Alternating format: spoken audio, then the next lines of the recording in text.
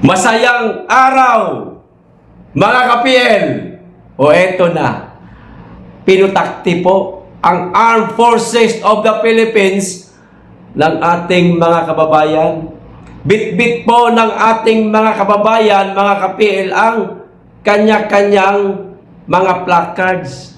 Humihingi po sila ng tulong sa ating mga kasundaluhan. Kumakatok po sa tanggapan ng AFP ang ating mga kababayan.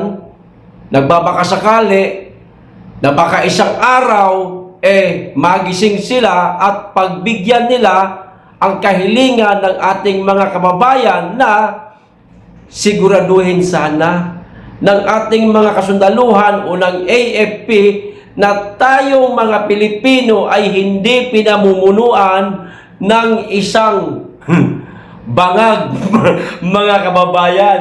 O eto po ang panawagan o paghingi ng tulong, ayan, ng ating mga kababayan.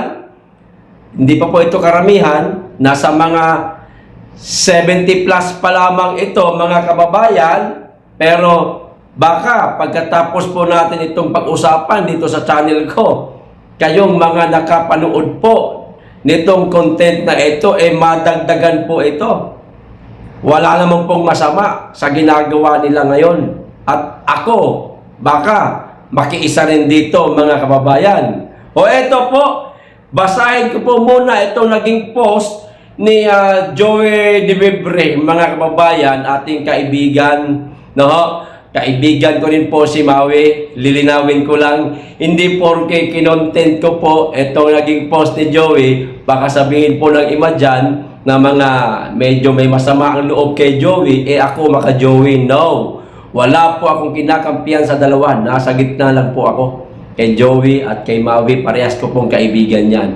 Okay, basahin ko po muna, mga kababayan, nang sa ganun mas maintindihan pa po natin ang panawagan po ng ating mga kababayan na baka isang araw makasama na po nila tayo. Malay natin, baka magising po at maantig natin ang puso ng ating mga kasundaluhan.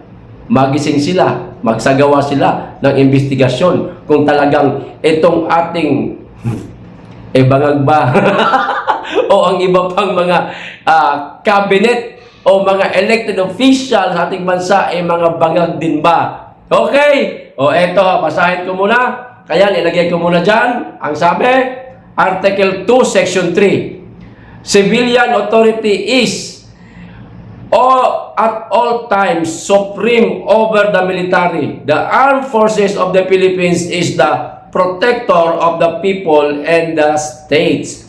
Its goal is to secure the sovereignty of the state and the integrity of the national territory, mga kababayan. Napakarami ho nitong larawan na ito, mga kababayan. Kung iisa-isahin po natin, abutin po tayo isang oras. Hindi na po ito magiging short video. Ayan, no? Ayan, no? Iba't ibang tao ho yan, mga kababayan. Ay, hindi nyo makikita. Ayan, no? Ayan, no?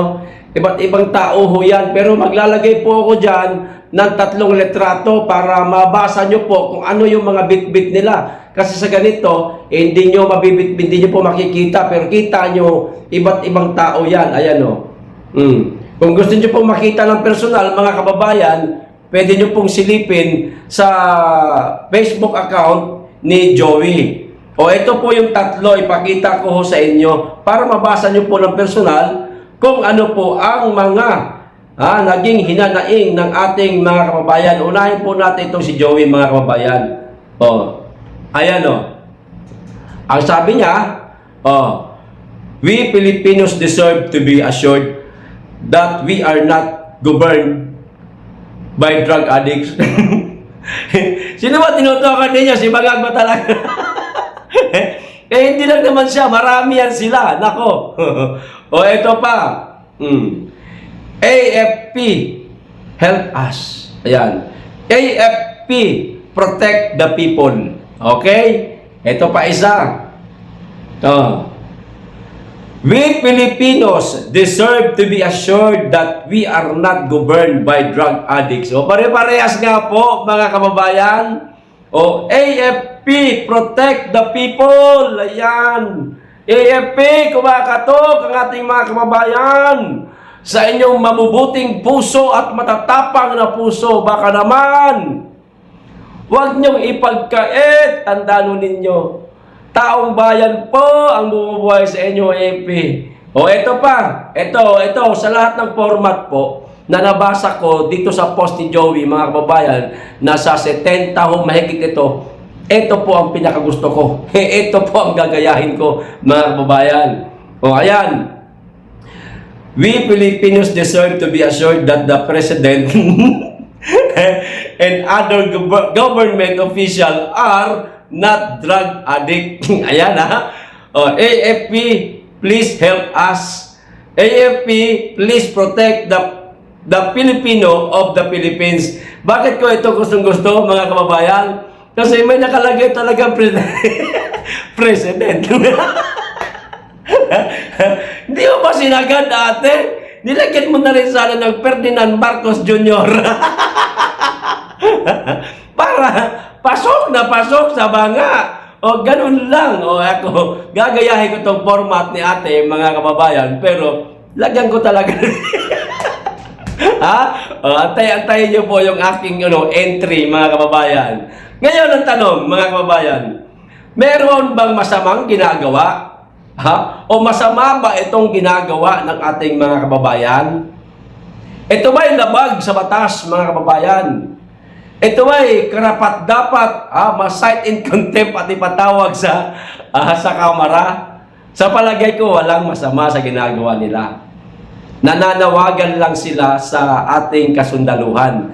Kumakatok sa tanggapan ng AFP na baka pwede namang pagbigyan ninyo kami. Sana'y magsagawa naman sana kayo ng simpleng investigasyon nang malaman ng taong bayan na tayo ba'y pinamumunuan ng mga durugista o hindi. Ganun lang naman kasimple. Sana ang AFP kumilos para sa ating mga kababayan, sa ating lahat. Kasi kasama po rito ang mga mahal sa buhay nila. Anak, apo, kapatid, magulang. Hindi lamang tayong mga nag-iingay sa social media, kundi maging ang mga mahal nila sa buhay. Ngayon, kung hindi ho sila kumilos, mga kababayan, hindi nila pagbigyan ang panawagan ng ating mga kababayan na pagamat iilan pa lang ito, malay natin, baka mamaya, kayo, kaisa na kayo dito at umabot na po ito ng milyon. O, mga kababayan, matatawagan po natin sila ng pansin pag dumami po ito. Ngayon, pag hindi po sila kumilos, hindi mo nila mahal ang kanilang mga mahal sa buhay, mga anak, magulang, kapatid, pag hindi sila kumilos. Kaya, mga kababayan, maganda ho ito. Para sa akin, ito ang pinakasimpleng kaparaanan, mga kababayan, para makuha natin ang pansin ng AFP. Sana umabot po ito, mga kababayan, ng kung kaya natin paabutin ng milyon, gawin ho natin, mga kababayan. Wala namang masama dito sa ginagawa nila O kung sasali ho tayo, walang gagawa po sa ginagawa natin, kundi kumakatok lang naman tayo sa kanila. Humihingi ho tayo ng tulong. Kanino ba tayo lalapit? Wala tayo ibang malalapitan, kundi itong mga matitino nating mga kasundaluhan. Nagbabakasakali lang din tayo na baka pagbigyan tayo, at sana pagbigyan na tayo. Gumawa sila ng paraan para malaman natin kung bangag ba talaga siya o hindi. Ganun na kasimple. Di ba? Katulad na lang po itong bagong balita lang, mga kababayan. Isang tabi na po natin ito. Itong ating mga kababayan na bit-bit mo ng placard. Dito tayo sa medyo kapapasok na balita. Siguro mga kahapon pa, gano'n. Eto. Siguro yung iba sa inyo alam na po ito. Etong mahigit kumulang 300 Afghan national mga kababayan, na nakarating na sa Pilipinas. Ito ba ay binalita? Ito ba ay sinabi ni Mr. President na, oy mga kababayan ko, naglabas pa siya ng statements? Mga kababayan ko, magpapaalam ako sa inyo, itong mga Afghan national, paparating na sa ating bansa at maniniraan pansamantala habang inaasikaso ang kanilang mga dokumento, dito lamang ipoproseso. Meron ba siyang inilabas na mga statement na ganoon, mga kababayan? Di bagay wala? So ano matatawag natin sa kanya? Maliban sa pagiging sinungaling na sinabi ni Leni Robredo na sinungaling daw siya. Hindi siya tapat sa atin, mga kababayan. Dapat naging tapat siya. Sinabi niya, transparent. Pagbigyan niyo sila, tulungan natin. Yung simpleng ganun pakiusap. Baka naman pwedeng tulungan natin. Humingi ako ng, tawag dito, pahintulot na papasukin ito. Dito lang naman naasikasuhin yung dokumento. Walang ganun, mga kababayan. Bigla-bigla na lang po nating nalaman na nandito na sa ating bansa itong mga Afghan na ito. Dito daw, aayusin ang kanilang mga dokumento. Paano kung biglang magbago ang isip ni Tito Trump, at hindi na sila papasukin sa Amerika?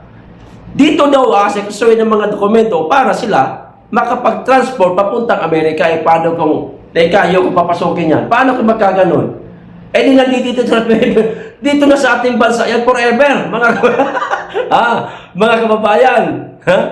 Hindi po masama tumulong.